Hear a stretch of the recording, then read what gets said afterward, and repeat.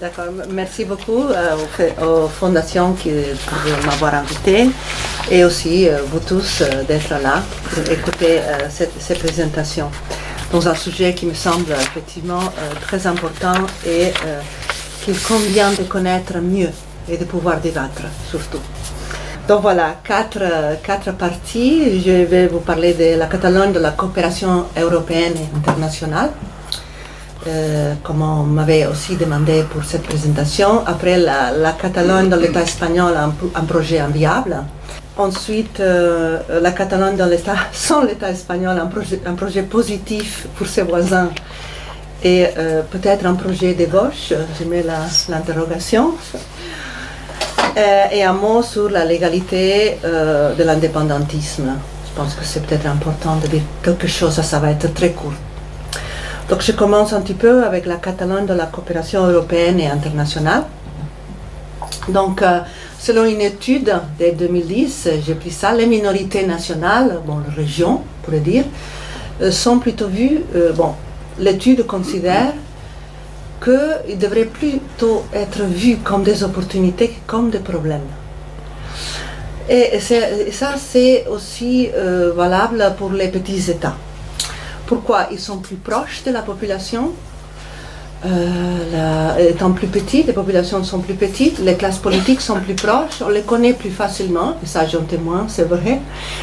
Et il y a plus de cohésion sociale dans ces petits territoires ou de petits États, ils sont plus flexibles aussi, il y a moins de corruption, ça c'est un indicateur que j'ai pris, les Transparency International, ça vaut ce que ça vaut, mais quand on regarde les 12 premiers pays en termes de corruption perçus, en tout cas, ils sont tous des petits pays. Là j'avais pris, je sais pas, Suisse, Norvège, Finlande, Danemark, Nouvelle-Zélande, Pays-Bas, etc. Ou ce sont des pays fédéraux, comme l'Allemagne ou le Canada.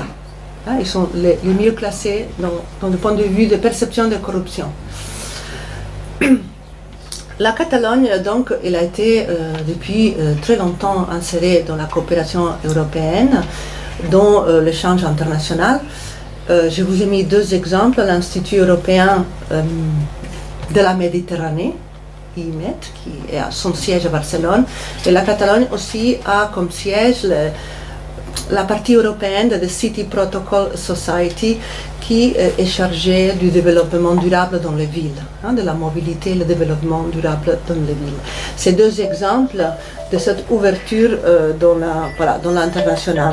Et surtout, pour l'Européen, vous connaisserez peut-être déjà l'Eurorégion Pyrénées-Méditerranée, qui est maintenant composée de ce qu'on appelle l'Occitanie avec les pays catalans, la Catalogne et les îles Baléares aussi. Donc voilà des exemples un peu de cette projection actuelle, de cette vocation transfrontalière de la Catalogne. Je vous ai mis quelques programmes, quelques activités de l'Eurorégion. Il y a un Eurocampus, le plus grand de toute l'Europe, parce que ça unit toutes les universités de ces régions que je viens d'énumérer. Il délivre aussi des diplômes en co-tutelle et d'autres bourses aussi pour les thésards. Et c'est peut-être un des plus grands aussi du monde. Il y a des programmes ensemble de ces régions pour l'environnement, parce qu'on partage les Pyrénées, pas les îles Baléares, mais on partage quand même ces montagnes qui sont assez fragiles par rapport au changement climatique. On partage aussi la question, le problème, on pourrait dire, du tourisme de masse, la pression que ça fait en été dans la consommation d'eau, par exemple, et aussi dans les centres-villes. Et on vient aussi à cette idée de City Protocol, l'idée vraiment d'adapter les villes à toutes ces pressions. Et ça fait partie de quelque chose de transfrontalier aussi. Il y a de même donc une recherche de complémentarité économique. En Occitanie, il y a la question aéronautique, aérospatiale, pour tout ce qui est aviation. Par contre, en Catalogne, il y aurait l'automobile, il y a l'agroalimentaire, il y a plusieurs secteurs industriels. Et on cherche dans cette coopération une certaine complémentarité plutôt que de concurrence. C'est un peu l'avenir qu'on voudrait, je pense que beaucoup d'entre nous voudrions pour l'Europe, globalement, l'Union européenne éventuellement, aller chercher des zones qui s'entendent au lieu de chercher cette concurrence pour faire baisser les prix les uns et les autres. Je ferme la parenthèse sur la question. Il y a aussi un programme pour aider les entreprises, une pépinière d'entreprises, les petites entreprises, pour les aider un peu à développer et tenir compte précisément de ces facteurs. Voilà un petit peu les points sur cette coopération européenne et internationale. Ça fait donc la transition pour raconter un petit peu que la Catalogne a été traditionnellement tournée vers l'extérieur, vers les relations transfrontalières, vers les relations avec les voisins. Déjà avec des alliances multiples avec les voisins, avec tout le voisinage méditerranéen, quand il y avait là je parle des premiers États médiévaux, hein, les commerces dans la Méditerranée, au nord et au sud, jusqu'à la Grèce, de toute une histoire d'échange assez profond. Et ensuite aussi, plus récent, à l'époque, plus récent, un échange culturel dans le monde de la musique, la littérature, l'architecture, le cinéma. Hein. On a Sergi Lopez dans la bourse du travail en train de faire, il va faire bientôt une performance sur la Catalogne précisément. Donc cette volonté d'aller chercher chez les voisins, un grand voisin comme la France, cette inspiration aussi culturelle, littéraire, hein, être à jour, échanger. Une ouverture économique déjà par l'internationalisation du mouvement ouvrier, et là ça a été un peu dans l'introduction, mais qui date de bien avant. Il y a eu aussi une attraction des entrepreneurs de partout dans le monde qui sont venus en fin 19e et dans le 20e en Catalogne, des entrepreneurs français, des entrepreneurs alsaciens, enfin italiens, réfugiés juifs. Et là, je voudrais aussi faire une mention aux familles transfrontalières qui ont été au nord et au sud de la Catalogne et qui ont permis un échange entre la France et la Catalogne à partir des liens aussi personnels. Là, j'ai invité Ignasi Fortuny qui a écrit sur ces questions, il peut aussi intervenir dans les questions tout à l'heure. L'ouverture vers l'extérieur a été aussi l'effet des répressions et des tensions avec Castille depuis très très très longtemps, depuis des siècles on peut dire, et ça a fait qu'il y ait une grande diaspora catalane partout dans le monde. En Autriche, je vais vous donner qu'un exemple, au XVIIIe siècle, il y a eu un grand groupe de Catalans qui ont dû partir là-bas après la guerre de succession en 1714, la perte, quand Barcelone chute, tombe. Et un exil continue dans le XVIIIe, dans le XIXe, dans le XXe, la guerre civile, j'ai mis là 1939, la quantité de personnes augmente encore plus vers l'Europe, vers en France et Amérique latine aussi, pas mal. Presque toutes nos familles, moi, ma famille par exemple, j'ai des grands-parents exilés, tués, expoliés à la prison. J'ai toute la panoplie au moment du 39. C'est vraiment voilà, quelque chose qui nous a beaucoup marqué, pour la plupart, la grande majorité des familles. Émigration plus récente, je voulais le dire, il y a presque 300 000 Catalans à l'extérieur de la Catalogne actuellement. Catalans qui soient, peut-être 250 qui se soient inscrits vraiment dans les consulats. Les enfants aussi, parfois ils ne sont pas inscrits, et d'autres personnes qui ne sont pas inscrites. On pense que c'est plus de 300 000, parce que comme si en France, c'est 3 millions de Français. Bon, il y a déjà aussi beaucoup de Français expatriés aussi, mais pour nous, c'est un événement relativement nouveau. Et c'est venu de la crise de 2008-2009, mais quelque chose de beaucoup plus souterrain. Il y a peu de soutien de l'économie productive dans l'État espagnol, et beaucoup plus ce côté financiarisé de l'économie. J'ai mis l'économie du TGV dans la diapositive, c'est-à-dire de faire de grandes lignes, de grands investissements d'État, et aussi à moitié privatiser des lignes des trains qui vont de Madrid à Séville, etc., où il y a, je sais pas, 2%, 3% des mouvements des voyageurs par rapport à la ligne Paris-Lyon, par exemple. C'est sans commune mesure. C'est des lignes presque tellement sous-utilisées et tellement chères. Cette économie-là, un peu une économie oligarchique, un peu financiarisée, qui a miné pas mal, ça dépend du moment, l'économie productive. L'économie productive de tout l'État. Pourquoi j'ai mis la Catalogne dans l'État espagnol un projet inviable?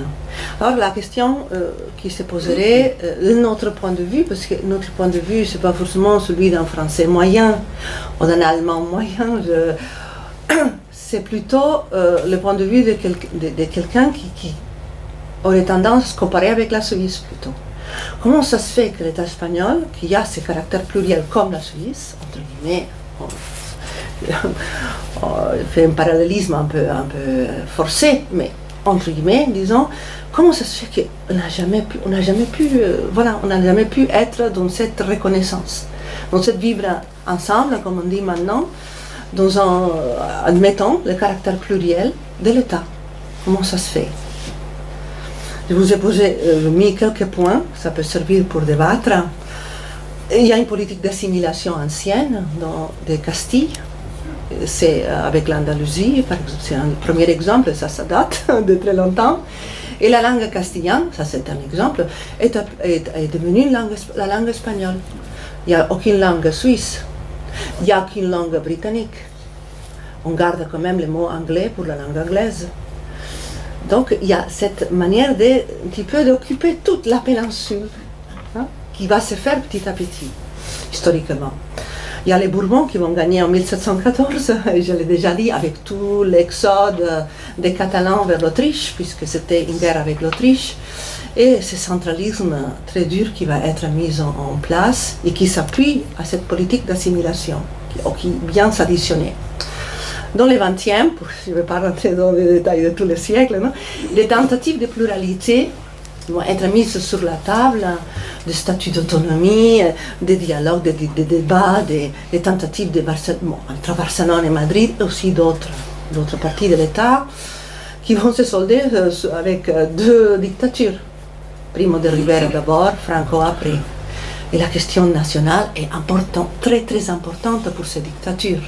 C'est gauche-droite, mais c'est surtout et aussi autant la question nationale, de l'unité nationale.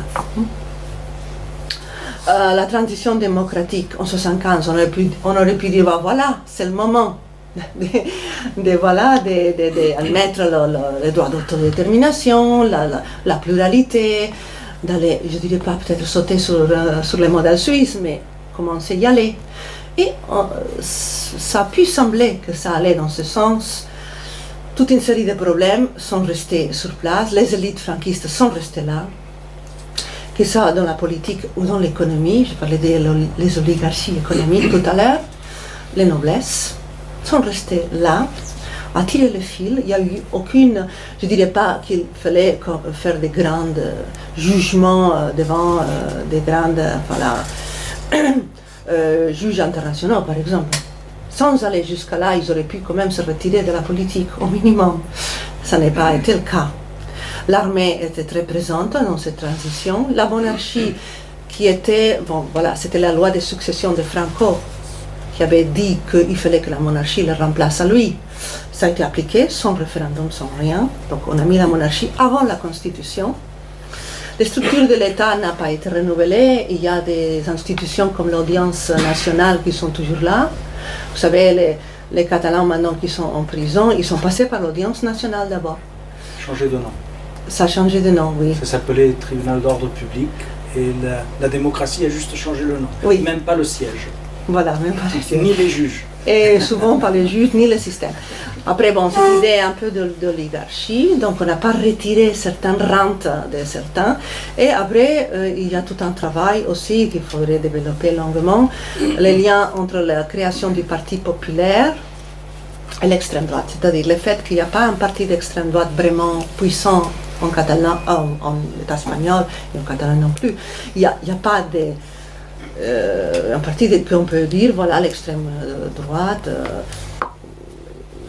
il y aurait quelques députés, par exemple, même dans les régions. Il n'y en a pas, ce qui est assez surprenant. Je parle de continuité et en même temps je vous dis, il y en a pas.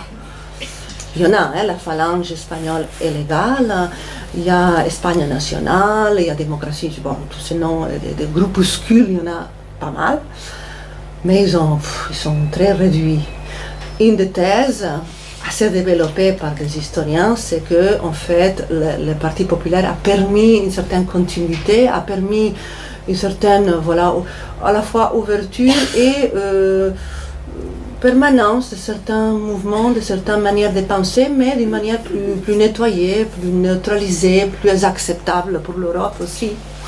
Ce qui fait que les votants qui va vouloir le nationalisme espagnol, etc., pourra trouver dans les PP une certaine réponse, sans besoin d'aller chercher une extrême droite, qui pourrait naître pour combler un PP qui ne deviendrait pas assez national. Arrivent quand même des communautés autonomes qui sont prises en compte dans la Constitution.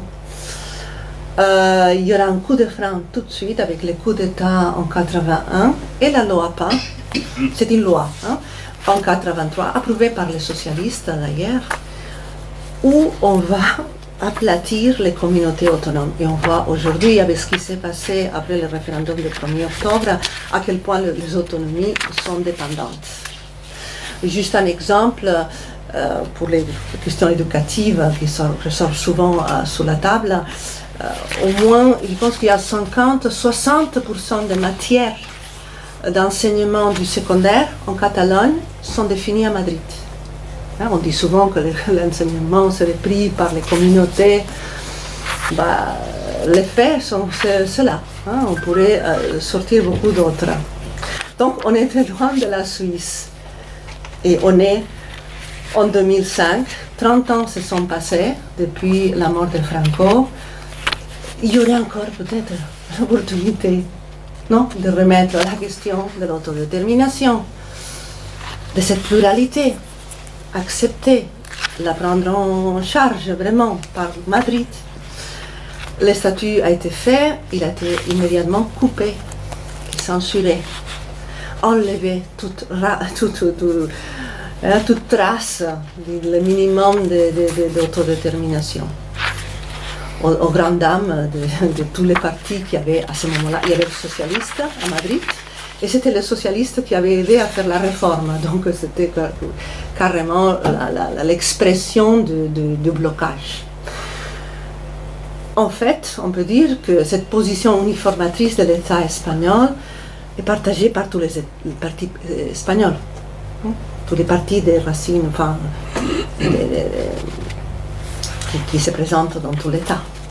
Il y a des partis qui ne se présentent que dans les communautés autonomes.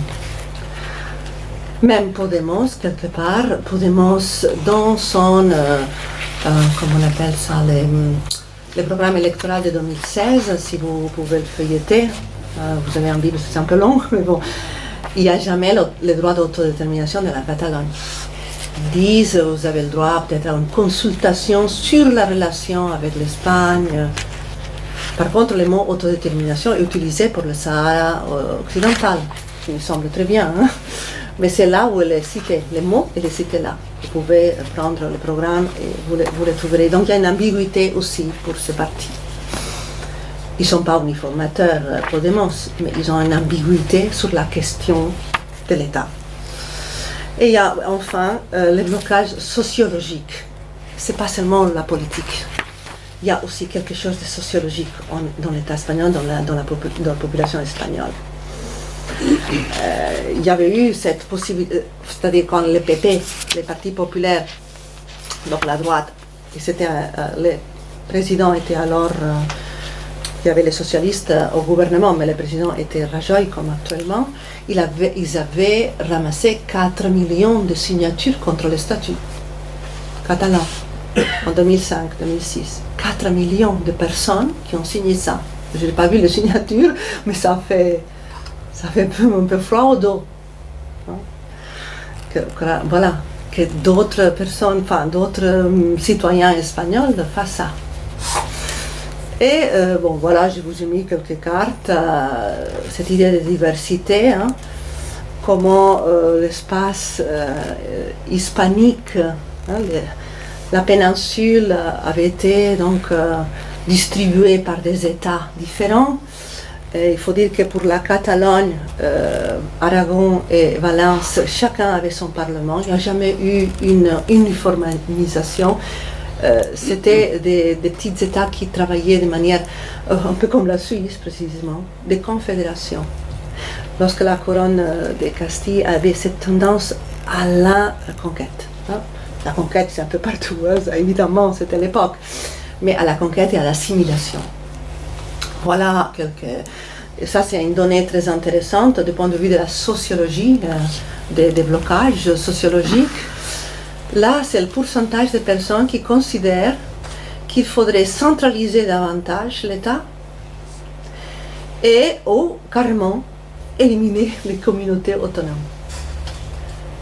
C'est quand même assez fort. Regardez qu'en Catalogne, 11%, c'est-à-dire même avec tous les mouvements unionistes qu'on essaye d'ancrer là-bas, il n'y en a que 11%, hein, même tous les votes aux Ciudadanos et tout ça, que 11% qui voudraient quand même éliminer la communauté autonome ou centraliser davantage. Par contre, au milieu, on a tout ce pourcentage très élevé. Donc, et là, si on ajoute le statu quo, ça va à 80%, 90% pour le centre. Donc, vraiment quelque chose de dur pour une majorité démographique. Un projet positif là, je disais, bon, est-ce que l'indépendantisme est un projet de gauche? Traditionnellement et transversal, ça a été dit un petit peu. La droite a fait des apports culturels, des négociations avec Madrid. Il a développé une sorte de politique, enfin, pas seulement la droite, des politiques de pactisme, d'essayer de survivre dans cet espace que je viens de vous décrire. Il faut survivre, donc on pactise. Hein? Mais on ne renonce pas, forcément, mais on pactise. Parfois on met l'accent sur les projets de gauche. Je pense que oui, qu'il y en a un qui est très porteur parce qu'il cherche à articuler l'indépendance aux valeurs collectives de solidarité. Donc essayer de remettre la question nationale avec la solidarité. La gauche a tenté ça.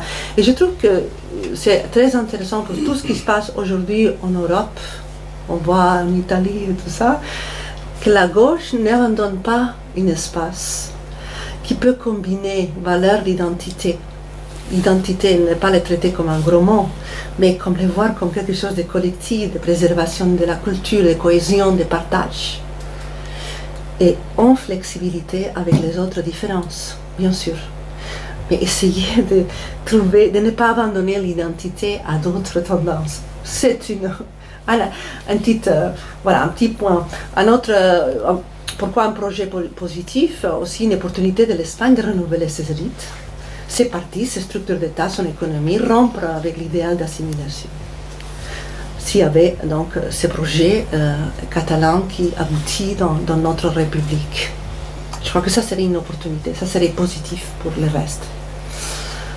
Voilà, il y a deux auteurs espagnols, hein, un universitaire, un journaliste, qui ont compris cette idée de projets positifs. Ils sont très intéressants.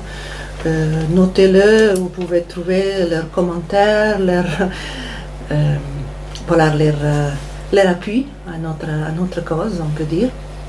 Bon, là, je n'ai plus le temps, je vous mets un tout petit peu quelques points pour dire que l'indépendantisme n'est pas un délit, on entend tout le temps ça. La Constitution espagnole n'est pas contraire puisque la Constitution espagnole dépend aussi du cadre international. Le code pénal espagnol ne peut poursuivre des indépendantistes s'ils sont violents. Et même un groupe qui s'appelle Juges pour la démocratie, des juges espagnols, hein, ils ont dit que la détention provisoire actuelle des responsables politiques est un scandale. Hein. Eux-mêmes, ils se rendent compte. Et il y a quand même un mandat de la majorité de la population qui veut voter, qui veut décider quoi qu'on en pense de la nation, voilà, de son histoire, de la culture, etc. Il y a quand même une majorité énorme, bien au-delà de 50, 60, 70%. Il y a des précédents. Voilà, et je finis avec ce qui s'est passé dernièrement. On s'inquiète pas mal de la répression qui monte en Catalogne. On s'inquiète vraiment parce qu'ils font des listes. Bientôt, on va être tous dans les listes. Moi, je le suis déjà, évidemment, mais beaucoup de gens, ça s'élargit sur des journalistes, des enseignants, des chercheurs. Quelqu'un qui a écrit un article sur la question, c'est aujourd'hui répertorié et on est passible d'être poursuivi. Lorsqu'on voit les porte-paroles de la police qui se manifestent avec des ultras à Madrid, sont avec toute impunité. Bon, il a démissionné quand même, comme porte-parole, mais pas comme policier. Voilà, merci beaucoup. Merci.